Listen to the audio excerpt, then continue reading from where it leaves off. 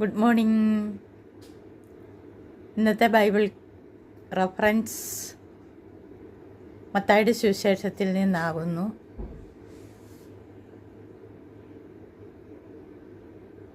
കഴിഞ്ഞ പ്രാവശ്യത്തെ വാക്യവും അതിൻ്റെ റഫറൻസും നമുക്ക് നോക്കാം.